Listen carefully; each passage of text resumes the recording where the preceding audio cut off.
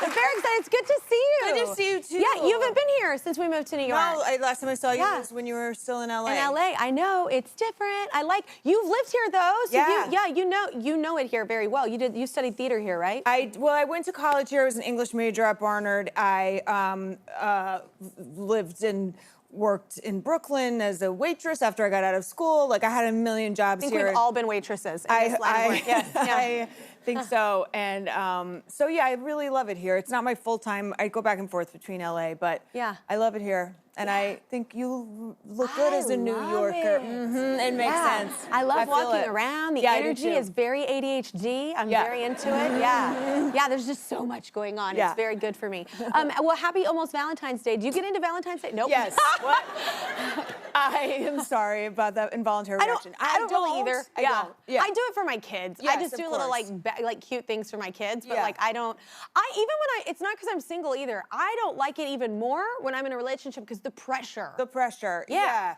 I don't think it's one of those that it can go more bad than good. Yeah. You know, there are more ways for it to not, like, you didn't get the thing that you did the dinner didn't go well. It's just like a lot of pressure. Well, unless you're with your girls, because I did just recall one where I ended up somehow on a mechanical bull after some tequila, and it was pretty good.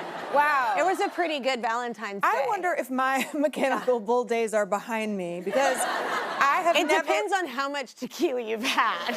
But once I was once on a ski trip, and I wasn't skiing, I was just walking, and I fell and I broke my wrist. And once that happens to you, you're like, should I get on a mechanical bull, or is that just like asking for it? Yeah. Once again, it depends on, see, the tequila loosens you up, right? And so you don't break anything. You're very bendy. All right. Yeah. I don't promote you getting drunk. Thank you. Okay, legal. I hear that you had some clever ways to save money when you did live here, like starting out. Because we all don't have money starting out, but I hear like with auditions, you would travel like a Sherpa with all your stuff. Well, you have to. I mean, when I first started, I was living in Brooklyn, and you know, to come into Manhattan for the day, I can't go back and forth, and so I had to be prepared to play many different kinds of people. Yeah. So I would have this bag, sort of like a tragic clown or something, I don't know, where I'd have like a denim shirt. Yeah, Mary Poppins is a nicer reference. I'd have like a denim shirt to be like a peanut butter mom, and then I'd have like a blazer to be a serious corporate executive. And guess which one I got more often? And yeah, you just had to carry everything, and kind of, I would sit at a coffee shop for hours sometimes with like a coffee and a grilled cheese and like waiting for my next audition. So it ended up feeling like a day of work. And then when I moved to LA, you can only do 2 auditions in a day because you're driving across here and driving across there. It takes you forever to get anywhere. Yeah.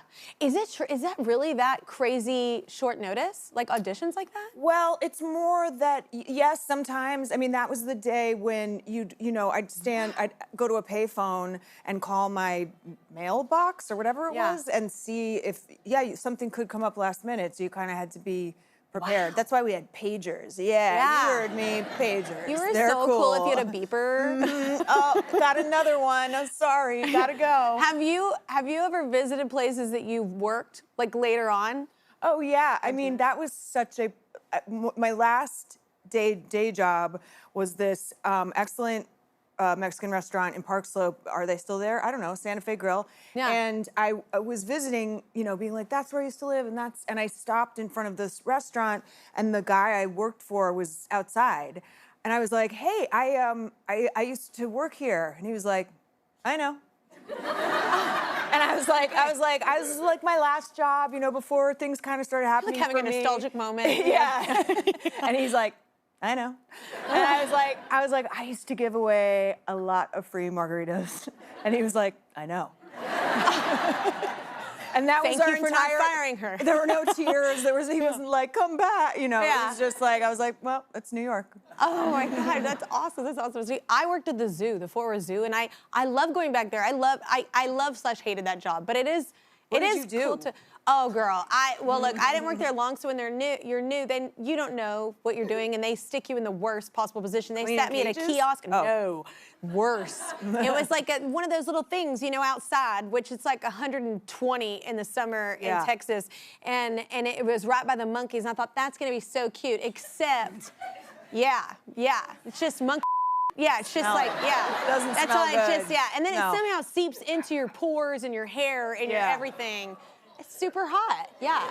I was super hot then too. I went to SMU. But I love the zoo. I love the Fort Worth Zoo. I love the zoo, and I love Texas. Yeah. Yeah. Oh yeah, you lived in Dallas. Yeah, for a bit. I started here, and then I got a scholarship to SMU acting school. Yeah. Which is like, SMU's like a very fancy, you know. That's where the rich kids go. Except if you're on scholarship in the arts building. So it's like all the girls who are like in sororities who are like, go ponies, woo, you know, and then like, and then, because our team was the Mustangs, and then, right? Isn't it the SMU Mustangs? Yeah. I don't know.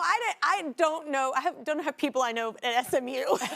I was the sticks, not the bricks. Yeah. We were like tragic, like ripped, like warmers, like we're just here on scholarship. So it was fun to be there no matter what. No, anything I did even in high school was on scholarship. I was that kid as well. All right, we have to get to some commercials. Ashley's helping us out. Hi, Kelly and Lauren. Lauren, I started watching Gilmore Girls when I was 10, and this is before I had a cell phone or anything. So every commercial break, I'd run to my landline to chat with my bestie about what had just happened.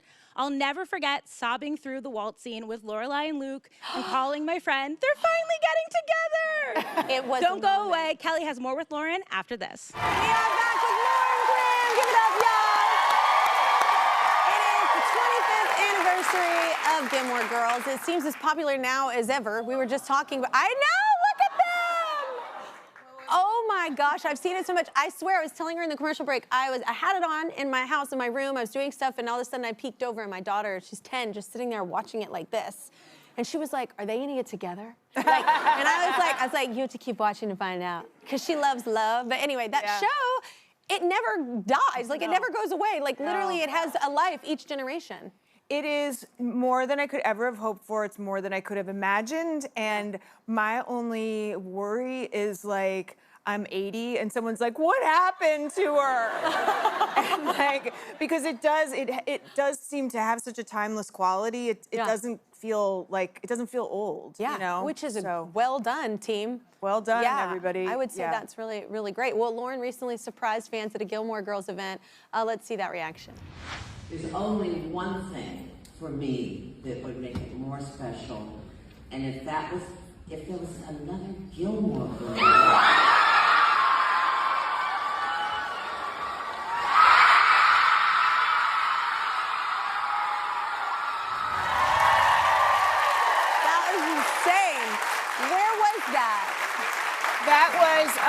Kelly's book came out that week. It was in November, I guess, at the 92nd Street Y. And I was working in Canada, and I wasn't sure if I was going to be able to be there. And I really just wanted to be there for her. She's the best person, and her book is fantastic.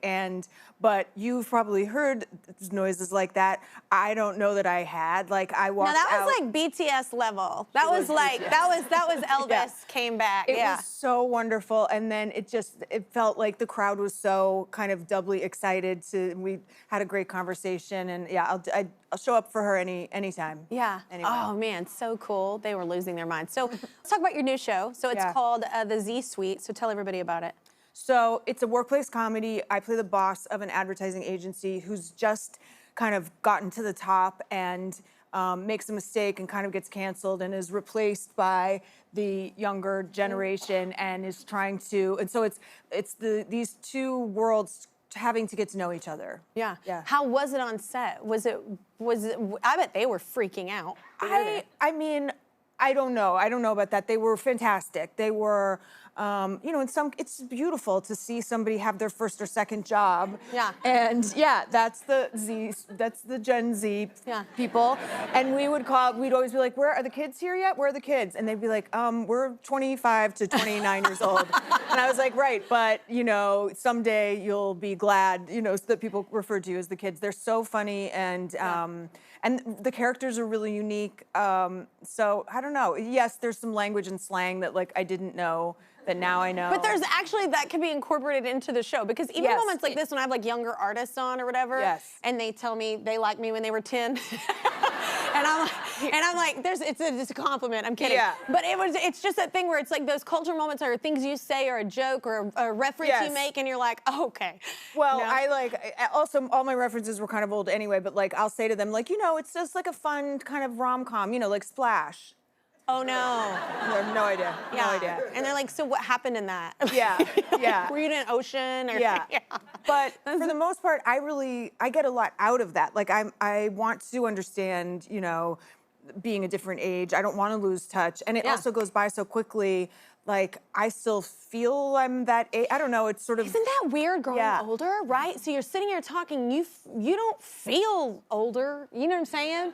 But then someone does something and you're like, oh, right. Well, people I'm 20 years your senior. People say to me now, they start to say, you raised me. And I'm like, whoa. Huh. Yeah. Yeah. I'm just raising myself still. Yeah. Like, how do I... You should probably get therapy. You should probably get someone else involved as well, but no, it's I do cool. think there's a lot of material for the show, too, though, because you can learn something, both generations can learn from each other, and I think that that's the thing, too. And the fun thing about this show is they are learning from each other, but it's not like a, you know, good for you. It's not preachy. It is equally making fun of both sides. Yeah, And which I love. It was really fun to do. Yeah, always poke the dragon, yeah.